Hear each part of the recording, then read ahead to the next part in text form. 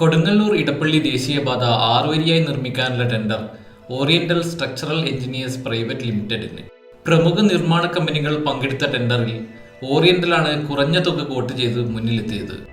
കമ്പനികളുടെ യോഗ്യത പരിശോധിക്കുന്ന ടെക്നിക്കൽ ഇവാലുവേഷൻ കഴിഞ്ഞ് ടെൻഡർ നിർണ്ണയിക്കുന്ന ഫിനാൻഷ്യൽ കോട്ടുകൾ ഡിസംബർ 6-നാണ് തുറന്നത്.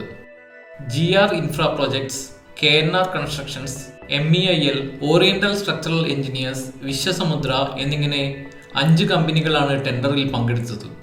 നിർമ്മാണ കമ്പനി കൂടി ചിലവ് പങ്കിടുന്ന ഹൈബ്രിഡ് NUT മോഡലാണ് കരാർ. 2.5 വർഷം നിർമ്മാണ കാലാവധിയും അത് കഴിഞ്ഞ് 15 വർഷത്തേക്ക് പരിപാലനത്തിന്റെ ഉത്തരവാദിത്വവും കൂടി അടങ്ങുന്നതാണ് പദ്ധതി. മെയിൻ്റെനൻസ് എസ്റ്റിമേറ്റ് അടക്കം 1617.2 കോടി രൂപയാണ് ഓറിയന്റൽ കോട്ട് ചെയ്തത്. ഇതായിരുന്നു ഏറ്റവും കുറഞ്ഞ തുക.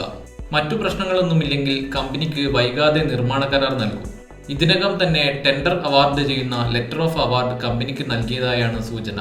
ആദ്യമായാണ് ഓറിയന്റൽ സ്ട്രക്ചറൽ എഞ്ചിനീയേഴ്സ് കേരളത്തിൽ 6 വരി ദേശീയപാത നിർമ്മിക്കാനായി കരാർ നേടുന്നത്. ഇതോടെ വരും മാസങ്ങളിൽ കൊടുങ്ങല്ലൂർ എടപ്പള്ളി ഭാഗത്ത് 6 വരിപ്പാത നിർമ്മാണത്തിനായുള്ള പ്രാരംഭ പ്രവർത്തനങ്ങൾ തുടങ്ങും. ഈ റീച്ചിൽ ഭൂമി ഏറ്റെടുക്കലും അന്തിമഘട്ടത്തിലാണ്. ഇതോടെ 20ഓളം റീച്ചുകളുള്ള കേരളത്തിലെ NH66 വികസനത്തിൽ ഇനി 2 റീച്ചുകൾ മാത്രമാണ് നിർമ്മാണ ടെൻഡർ നടപടികൾ പൂർത്തിയാവാനുള്ളത്. ആലപ്പുഴ, തിരുവനന്തപുരം ജില്ലകളിലുള്ള പറവൂർ, കൊറ്റുകുളങ്ങര, കടമ്പാട്ടുകോണം, കഴക്കൂട്ടം എന്നീ ഭാഗങ്ങളാണിവ. ഇവയ്ക്ക് സാമ്പത്തിക കമ്മിറ്റിയുടെ അംഗീകാരം ഇതുവരെ ലഭിച്ചിട്ടില്ലെന്നാണ് വിവരം.